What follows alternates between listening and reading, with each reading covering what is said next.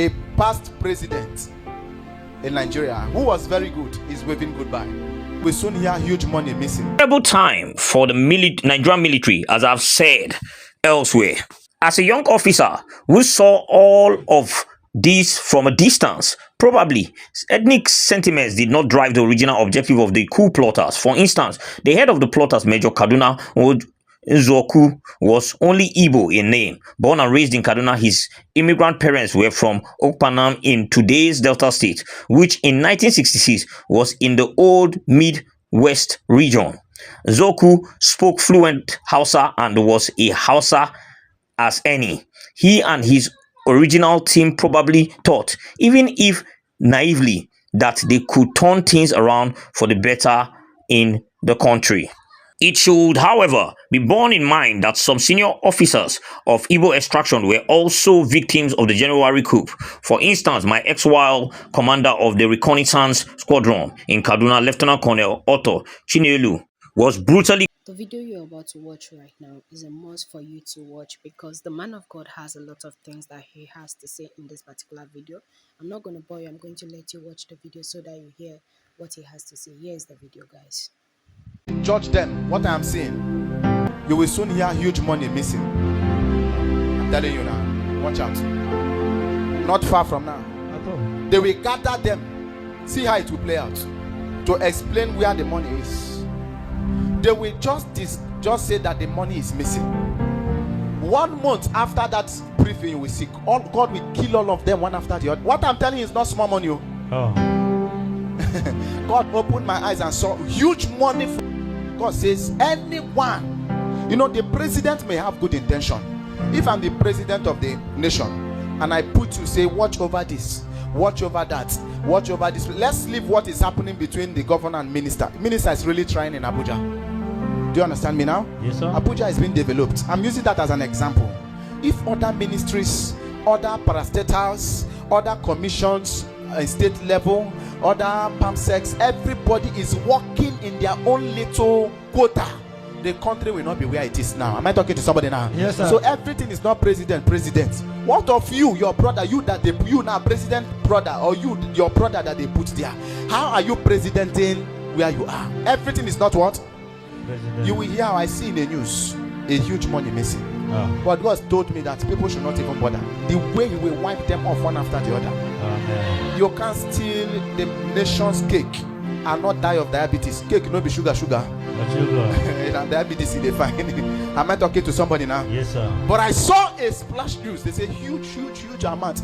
You say when you hear the news, you go say, joy, this kind of money. He opened my eyes and say, a past president in Nigeria who was very good is waving goodbye. Yes, last week I said I saw a voice from Niger Delta waving goodbye. Just not far from that, 2 weeks after that, but Edwin Clark waved goodbye. But as I'm talking to, we don't celebrate the death of anyone. The one I'm talking about is an octogenarian or nanogenarian per se.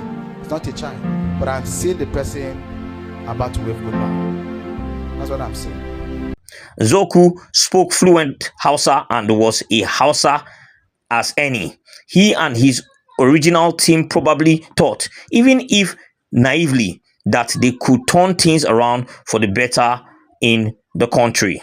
It should, however, be borne in mind that some senior officers of Igbo extraction were also victims of the January coup.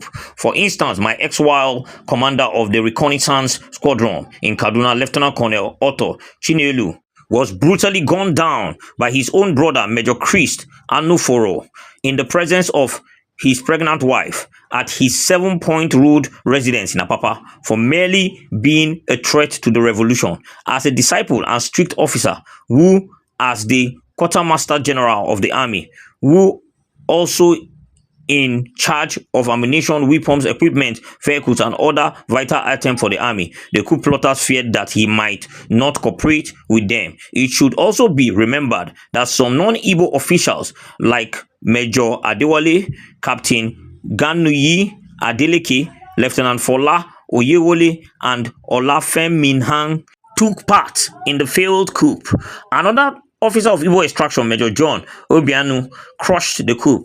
Those who argue that the original intention of the coup plotters was anything but ethnic refer to the fact that that the initial purpose of the plotters was to release Chief Obafemi Awolowo from prison immediately after the coup and make him the executive provisional president of Nigeria.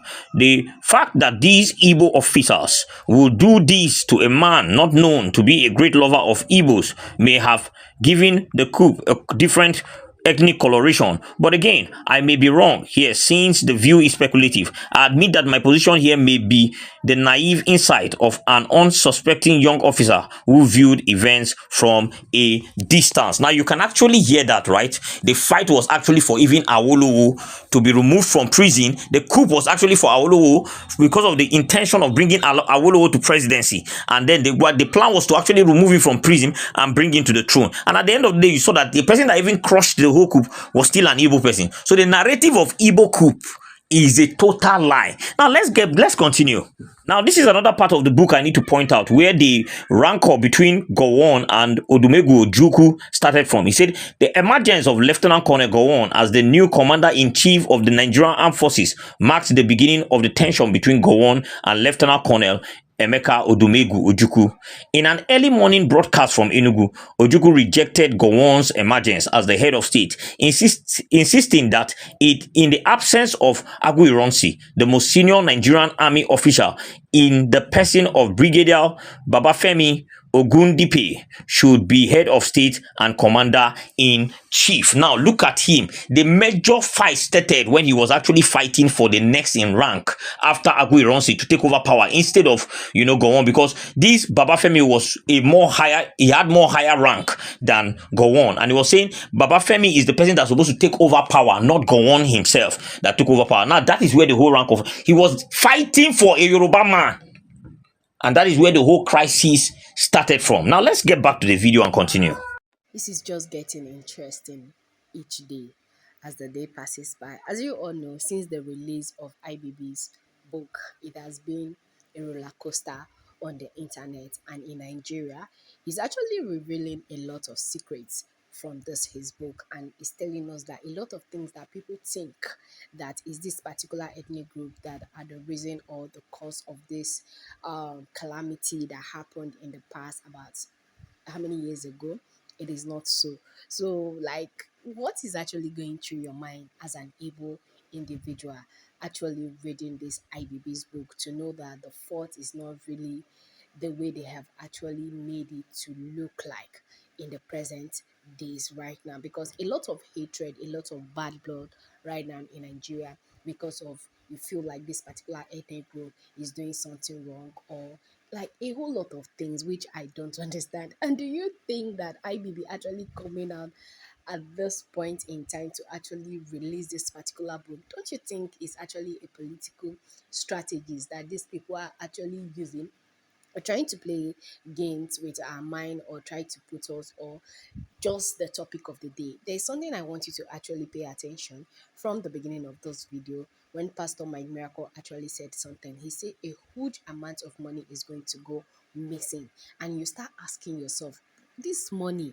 exists in this country in this current days that they are saying there is no money in Nigeria, this one, that one, that one. So I feel like this is just a strategist or another wave to actually shift attention from some certain type of things that are happening and will make their way to the open very soon, because it is just crazy, honestly, to see that our country is this messed up, because Nigeria is messed up right now, and there's nothing that you can tell me that will actually make me feel as if we are safe, because these godfathers and old politicians, past presidents, or more, if you want to do something right, I feel like you would have done it in the past how many years? It took you how many years before you came out? 30 something years before you came out to actually expose this thing. Does it worth it? What good is it going to do in this current situation?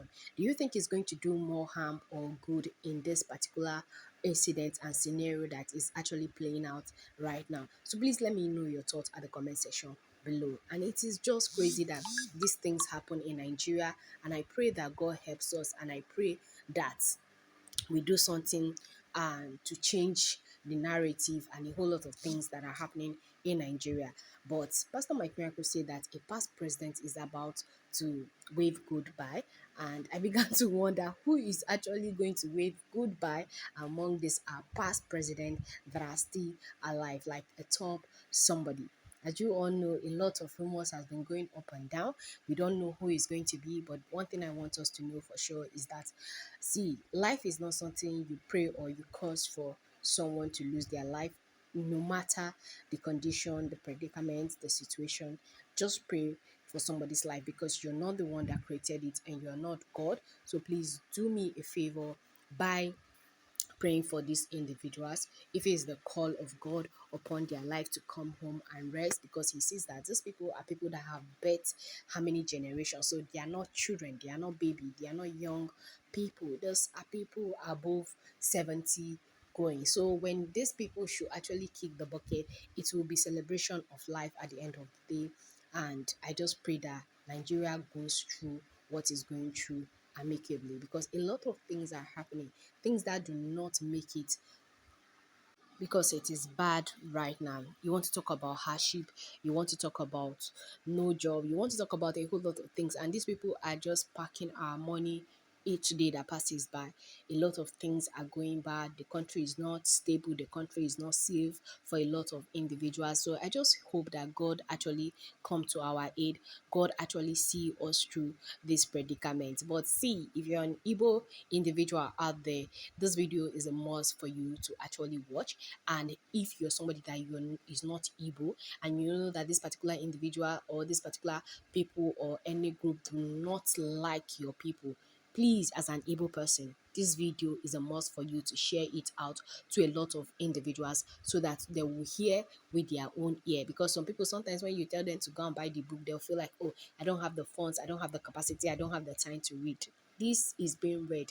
At least hear it before you start putting blame on some certain type of people or category of people or any group, or some people from somewhere that you feel like you do not agree to their agitation. Sometimes it is not easy. If we should actually go down history memory lane, I don't think a lot of people are going to be happy, and I don't think a lot of people will smile, and I don't think people that normally feel like they are on top of the world, they'll start hiding their face at the end of the day, because they will not be able to actually navigate or push things through. So it is just too crazy, and oh my goodness, I just don't know what to say at this point. But one thing I know for sure is that God is in control no matter what, and let's pray and let's keep on hoping that the will of God is being done, is being carried out at the end of the day. So that is just what I want to come here and share with each and every one of you today. And please, before I go, if you have not subscribed to our YouTube channel, kindly pause this video, subscribe, comment, like, share, and also don't forget to turn on the post notification to get notified, so that whenever we upload a new video, you'll be the first to be notified easily. And if you're a returning subscriber, I want to say a very big thank you. Thank you for always tuning in, and thank you for always watching our video. God bless you as you do that, and I'll see you in the next video shortly. Bye for now, guys, and please help me share this video. It is a must for you to share. Bye bye.